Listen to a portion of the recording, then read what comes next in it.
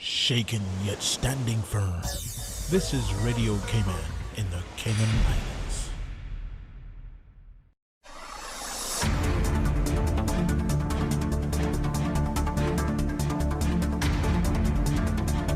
Live from Radio Cayman Studio, this is Money Sense, bringing an informed financial perspective to the Cayman community.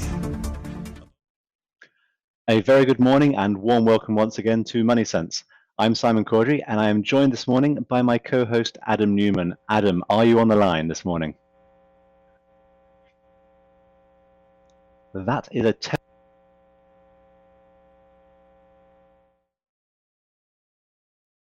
Adam, can you connect with me? Can you hear me now?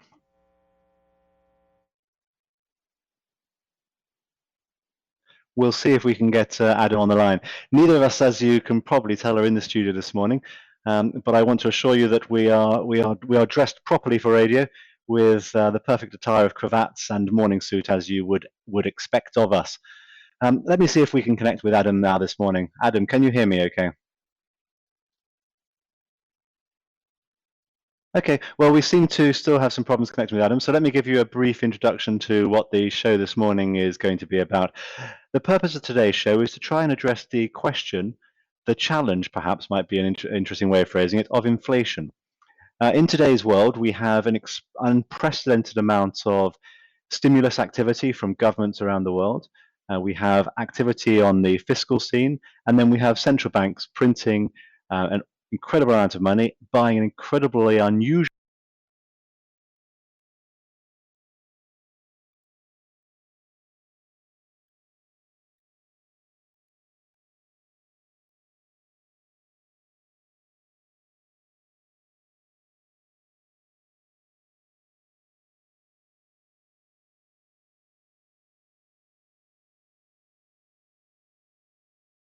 A public service announcement from Radio Cayman. Rumors and misinformation will not help us tackle the coronavirus. Remember, you can check on www.gov.ky/coronavirus to see trusted and up-to-date guidance from the experts. This page is being continually updated and should become your first port of call for the facts. Please do your part to avoid scare tactics and fake news. This government is not complacent. We will continue to prepare tirelessly, make the necessary decisions required in the best interests of the health and safety of our people. You may feel worried, scared, or stressed about the serious nature of COVID-19, but we can and will overcome this public threat. Again, remember to cover your cough and sneezes, wash your hands often, and avoid close contact with persons, especially if they're showing signs of respiratory illness. Please stay safe, and may God continue to bless the Cayman Islands.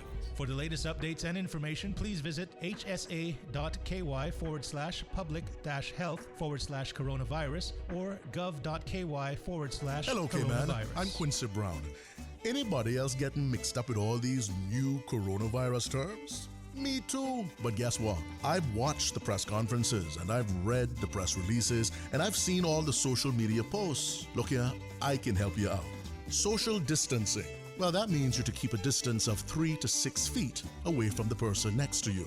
Or in layman's term, if you can see the color of the eye next to you, you're too close. Una got it now? If Una want to stay up to the time with what's going on, there's only one place for the real information, the Cayman Islands government. Visit gov.ky/coronavirus. Now remember, keep washing your hands, keep following the rules, and keep taking care of each other. Saving lives is Caymankind. This is Money Sense, bringing an informed financial perspective to the Cayman community. Brought to you by the CFA Society Cayman Islands. And now, more Money Sense.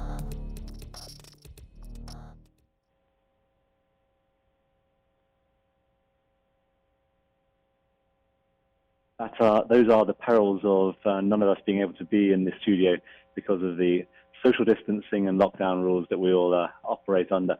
Adam, are you with us this morning? I am, Simon. I'm still here. Fabulous, fabulous, and I'm very pleased to have you joining us. Otherwise, I was going to be boring all of our listeners with a 30-minute dictation on the perils of inflation and Fisher's quantity theory of money, which, if I might be as bold as to say, is possibly the apex and pinnacle of my broadcasting career, given that there's nothing more enjoyable in life that I find than talking about monetary theory. So the listeners are saved from that by your very presence, so thank you. We can bore them together. Well, there's no such thing with you gamely joining me in this endeavour. Well, I was doing a bit of an introduction, and the introduction was along the lines of, we are in strange times whereby we have unprecedented levels of fiscal stimulus happening in the economy, with government buying things, government spending money, government giving money to people. Obviously, that's because of recession, depression-era levels of demand. And then we have the central banks around the world, and the US Federal Reserve was a good example of that this very week. I think it started on Tuesday, maybe yesterday, where they started to buy things that they historically haven't bought. So typically they buy government bonds, and yet on Tuesday, Wednesday of this week, they started to buy corporate bonds. Now, the next step would be to go fully Japanese and to buy equities and all sorts of other assets. And that is unprecedented in modern times in terms of monetary policy, because it's buying assets that are typically outside of the purview of a central bank.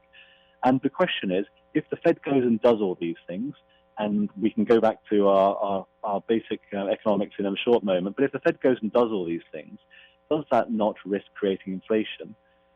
Yes or no will be a question in a moment. And if it does, or whatever the implications are they good or bad? And that's the fundamental question that we're going to try and address on today's show.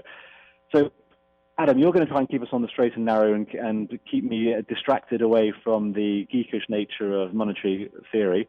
Buying lots of assets that the Fed is doing, buying corporate bond funds right now, ETFs, and potentially if they went Japanese and buying equity funds or buying direct investments in businesses, is that an inflationary worry? I guess this is such a huge topic and so divisive. We have people in the inflationary camp and people in the deflationary camp. And if we look at the current trends, we have, despite stimulus, that's been, arguably since 30 years worth of stimulus in terms of cutting interest rates, we have not been able, globally, not really been able to generate much inflation.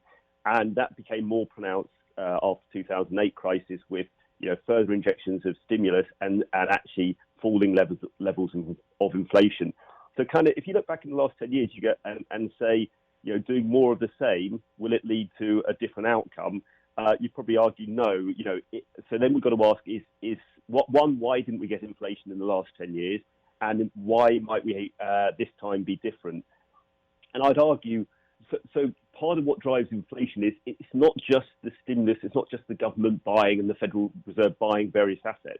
It's the plumbing of the system and where that money ends up. And if that money doesn't end up getting spent or spent through the economy with a multiplier effect, then it doesn't generate the inflation that the central banks are desperate to have. And why are the central banks desperate to have inflation? Because of the large debt burden that we have. In a deflationary environment, that debt gets more and more expensive.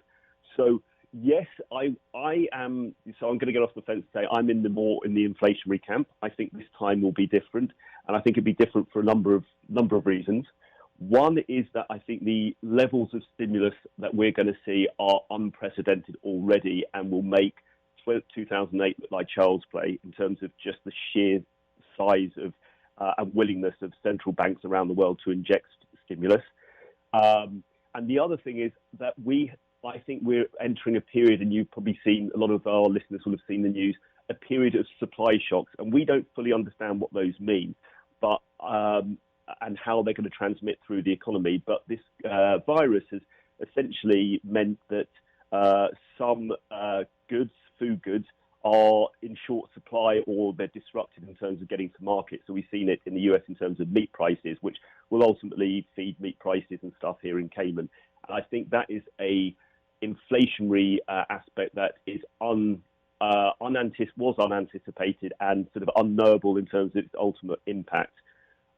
One thing I would add is, in all of this, is the biggest factor that will drive inflation, or one of the biggest factors, is the value of the US dollar. Given the US dollar is the unit of account for almost everything, if the US dollar remains strong, which a lot of people think it will because of the dollar shortage, which is a whole bigger topic as well we could discuss. If the US dollar stays strong, it's hard to generate the inflation. But as I believe the US central bank are keen to do, if they can weaken the dollar and that sort of transmits through the global economy, I think we could be in for an inflationary period, which is, something we haven't seen for quite some time. And the caution there is once you start to generate inflation, and there's many examples throughout history, with more recent ones of Venezuela and Zimbabwe, once you start on the generating inflation, inflation is quite difficult to tame, particularly if you have a huge debt burden around the world. Well, there's a lot of specifics that we need to try and cover. But the first thing I think would be worthwhile highlighting is there will be perhaps quite a large number of people who will be saying, what is this inflation beast that you speak of? And why is it such a problem? Because we have in Cayman, for instance, we have 1.5%, 2.5% inflation, and no one seems to be suffering unduly because of that. And inflation in most places of the world is 2 or 3% or 1 or 2%, and again, not troublesome. So why is 5% inflation so much meaningfully worse than 2% inflation, or why is 10% inflation much worse than 5%? I guess the question sort of boils down to everyone can understand why runaway inflation that you get in Venezuela, where you have to change your currency every year or add zeros to it, and there's no goods in the store because of hyperinflation, so stuff in the millions of percent each year. Everyone can understand why that's bad, but why is 10% bad, but 2% is fine? What is the intellectual reasoning as to why central banks do target 2%? Because it seems if they get 2% wrong and it goes zero or negative, people get extra paranoid about it, but it doesn't seem to be a symmetrical argument. And so I'm just curious as to what your perspective is on that. I think perhaps an easy way to, or a better way to address that is, first of all, when we talk about inflation and, using metric CPI in the US, which is, an inflation metric, it doesn't necessarily, it's a broad metric for what inflation is across the economy and across, different across all people. CPI is not necessarily reflective of someone's personal inflation basket. So if you are at the poorer end of the scale, your where you most acutely see inflation may well be on things like housing, rental pricing, on healthcare costs, on food. That sort of inflation, which, as we know, like in the US, healthcare inflation is not running at 2%. It's running, in years probably nearer 15, 20% perhaps. That becomes a really big hit on someone's disposable income. If healthcare becomes 10, 15, 20% of your disposable income, and that inflation is running at 15%, that is a huge hit. Same for housing costs.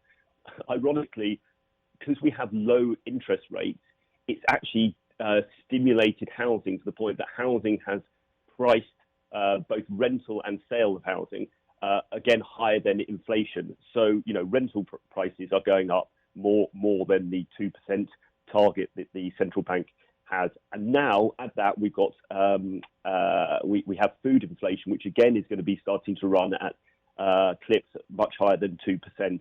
And that's really going to hurt the average person. And that's why this can be so dangerous. And if we think about the last 10 years, in terms of sort of the levels of inequality, we've seen the richest 1%, 10% get richer, and the poorest, relatively speaking, get poorer. And so this is really, something that governments around the world really have to watch. I think that's a very important point to make there, which is that inflation tends to harm those who can least afford to be harmed by it. In that, for some people who have a large proportion of their wealth tied up in investments, bonds, or equities, for instance, the very wealthiest in society tend to have a lot of savings and investments. And investments tend to go up. If inflation is 10% or 15%, the value of an investment will go up by the same amount because typically companies are able to pass on price rises and such like. What companies often don't do during periods of high inflation or relatively high inflation, though, is pay workers the same sort of increase that inflationary costs are. So inflation may be 10 or 15%, but typically workers will only get 3 or 4% pay increase.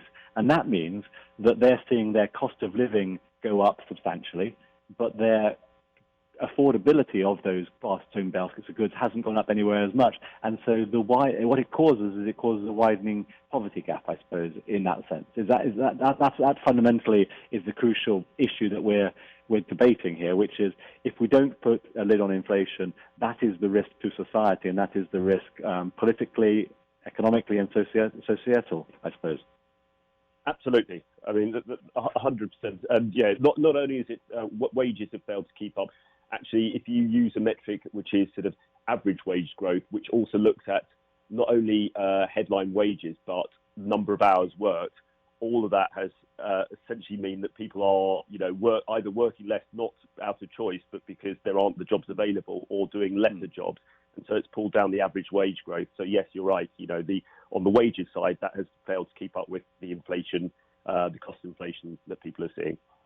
But on the flip side, there are many people, particularly retired people as an example, who rely on there being a positive rate of interest. So interest rates being 2, 3, 4, 5%, because annuities price off those sorts of things.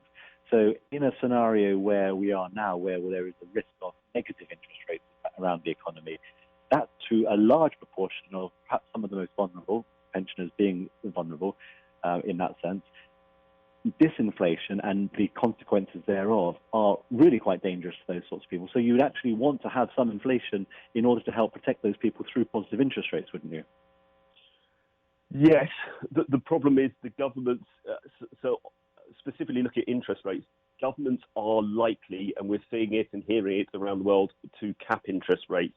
So even if we have positive interest rates, which we can argue, that seems tough at the moment, those interest rates are still very low and they're still not likely to benefit savers. And the reason why I say we're looking at, governments are looking at or already capping interest rates is simply because of the cost of debt. Companies, individuals and governments, more governments now have taken on a lot of debt, which means as interest rates rise, the cost to service that debt gets increasingly more expensive. So they are very much aware that interest rates cannot rise too far. And actually, we see borrowing across, large parts of Europe where borrowing costs for governments are actually now negative. So in turn, back to your question about, savers, does it penalise savers? It does, low interest rates, but it's unlikely that we're going to see interest rates that we, perhaps our parents' generations used to see, which was a healthy rate of interest, which was a nice income stream on, on bonds, etc. That we're not going back to those levels anytime soon. Fair enough. Now, there is a concept out there in economics which is good inflation. There is a type of inflation or a level of inflation that is considered good, and so we've been talking about the perils of inflation. But to take both sides of an argument, to make sure we're being fair and reasonable to the other side of this debate, what is this good inflation concept, and how would you explain that one to somebody? So I guess when we talk about good and bad inflation, there's sort of two elements in here. Good inflation inflation is a signal generally, or has always been a signal on the overall economic health of an economy. So actually inflation, when it's running at 2%, which is actually an arbitrary figure that's, deemed, an approximation for good inflation, but arbitrarily arbitrary figure. But if you have 2% inflation, generally with interest rates which are probably above zero and not too high, it tends to suggest that employment's good. There is some wage pressure, wage inflation pressure, which is driving the inflation because you get wage pressure because there's high employment, and that's positive. Bad inflation is the inflation that we talked about earlier about, when it's inflation on, items that are a big part of our disposable income, so housing, etc. But we've also seen you can have good deflation, actually. And one of the issues that the world's dealing with, and one of the reasons why we do have low inflation, is technological changes. If you look at the price of computers, or, you look at your iPhone or whatever phone you have, and its productive capacity, i.e. how useful it is compared to a computer, 5-10 years ago, there's been huge advances, and the cost of that phone is probably coming down in terms of its relative productivity. So from a technological point of view, there's deflationary forces which are actually positive because they can, ultimately lead to greater productivity. So, there's the sort of two sides. It's not black and white about having good and bad inflation. And what I interpret from that and what you're saying there, Adam, is that inflation it can be good insofar as it is a signal of the underlying health of an economy. So in other words, if an economy is chugging along really quite nicely and people are getting wage increases, they're acting more productively, they're getting paid more, they're therefore spending more in the shops, they're buying more goods, the price of those goods will generally drift a little higher because demand is there.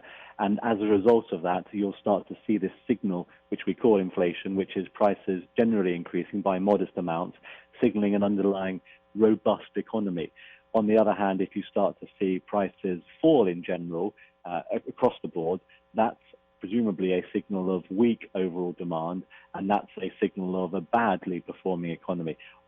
Then you've got extremes at either end, way beyond that, where if you have prices going up too much, it's a signal of everything having gone completely wrong, and those things are to be avoided. But somewhere in the middle of that, there's a Goldilocks type of situation, and it just so happens to be that central banks have defined that Goldilocks zone as inflation at or around 2% generally, from the Federal Reserve or from the ECB, Bank of England, and the Bank of Canada as examples of that. Would you think that's fair to sort of state it that way? Absolutely. And one thing you did touch on that we haven't spoken about in terms of how we think about inflation or what drives inflation. Inflation is driven in part by the velocity of money. And the velocity of money is essentially how much we spend the money we have, how much that money is sort of recycled through the economy, whether you're an individual or a corporate. So when you talk about the good inflation as a signal for underlying strength, it's because, as you say, you're getting higher wages and you're spending that money and it's feeding through the economy. What we've had in the last 10 years, and I think it's partly due to a couple of things, because we've had low interest rates and we've come out of a crisis, people have been reluctant to spend. So you give people a stimulus check, but they have been reluctant to spend it because if on the one hand you're giving someone some money, but on the other hand you're saying, but on the other hand, by all the other things you're doing, you're still suggested that the economy is in a vulnerable place. People aren't going to necessarily take their check from the government, stimulus check, and go and spend it on a new phone, a new pair of trainers. What they're probably going to do is put it in the bank and maybe spend it on pay off some of the credit card they owe, maybe hoard it for spend on groceries the next month because they're not working. So this concept around the velocity of money, and we've seen it, it's been literally in the last 10 years, on a one-way slope. It's got less and less, and that's why we don't have the inflation, because people are less, and businesses are less inclined to spend that money productively, so it reduces the impact of any stimulus. Fair enough. Now, earlier on in the show, you mentioned that inflation was a get-out-of-jail card you didn't quite use those words. It's almost like a get-out-of-jail-free card for governments insofar as debt is a problem that they're facing. And let me put that into context. So the US, broadly speaking, has a debt to GDP level, so its total debt divided by its GDP currently of about 106%. That's growing, according to estimates that are out there in the market, to 122% within the next 2 years. France, 98 to 112, Italy, 135 to 155, the United Kingdom, 95 to 110. You can see where people can see and listen to where the trend is. It's going from a very high number to an even higher number. And for those who cast their mind back to the Maastricht Treaty, which was created by the EU to try and limit what countries can do so they all behave sensibly, tried to impose a debt to GDP ceiling of about 60% on countries. So almost all countries around the world are above that currently, and almost all are moving directionally substantially further away from those sorts of targets. So what we're saying then is the level of debt in the economy that is being borrowed by governments, first of all, it has to be paid back, because that's what debt means. And if you increase your debt today, then all you are doing is burdening future generations. So people's children who are living in the States or living in Canada or living in the UK and their grandchildren will be suffering as a result of all this money that's being borrowed because they will have to pay it back through taxation or some other form. Unless you get magical inflation, which would be that which is completely unexpected by the markets, engineered by the central bank to disappear away some of this debt. So if you have inflation growing by 10% a year for a couple of years, the actual level of debt doesn't increase as a result of inflation, does it? It just stays where it is. But inflation takes away the increase of GDP and therefore reduces the burden. The problem, of course, is that typically people who own the debt are typically the same people who have to pay it back. So they don't really benefit from it at all. They actually suffer because if you own debt that you have to pay back and also there is inflation eating away your savings, then you're doubly harmed. But the clever trick is to try and sell your debt to foreigners, presumably, so that they are the ones that suffer while you're the ones that benefit by eroding away the gains of it. What's your view on whether governments will succeed in being able to use inflation as a tool to reduce their debt burden, then, Adam? Short answer, I'm not very optimistic. I mean, as you sort of pointed out, debt levels of 60. I think it was there was an academic paper that said around 80. Once you go through 80% of debt to GDP, it's kind of hard to generate the growth and inflation that you need to pay down the debt. So there isn't really a G7 or G20 country that has those debt levels sufficiently low enough to be able to generate the sort of inflation you would need to erode the debt. It starts to get very high, and then you start to worry about the hyperinflationary impact. And figures are so huge at the moment, but the US government issued more debt in April than they take in tax revenues for the whole of the fiscal year. So in other words, they're growing their debt at 12 times what they actually take in revenue. So it's at such extreme measures now, it's such extreme places that, we're beyond that talk of generating that good inflation to pay down debt. And therefore we have to look at other ways and other solutions. And I think, we've talked about it off air is, some extreme things like modern monetary theory and other ways to try and dig ourselves out of the hole, because governments either, to get rid of debt, they either default, they tax, or they inflate. Inflate and grow is not, as I just said, isn't going to happen. Default, well, that's a whole big topic. And then taxation is not, it's not sufficient either in this situation.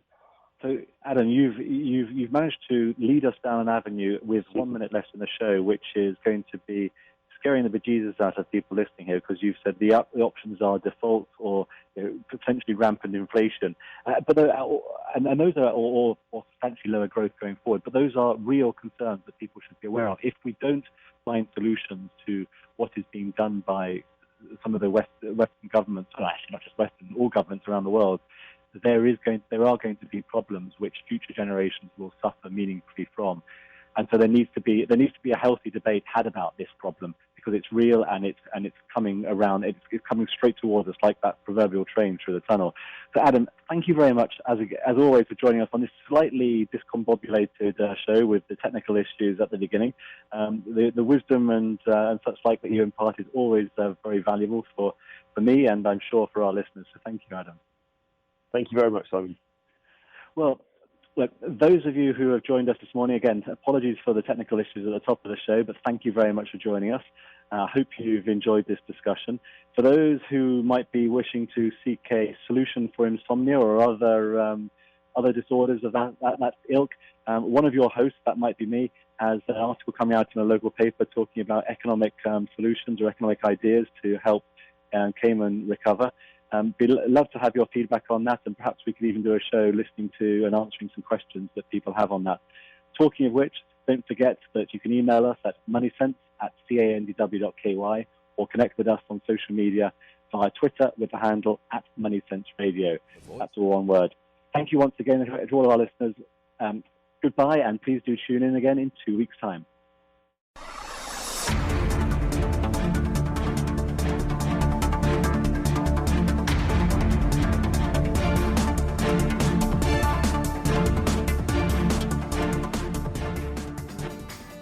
Now, when you shop with us at any Foster supermarket or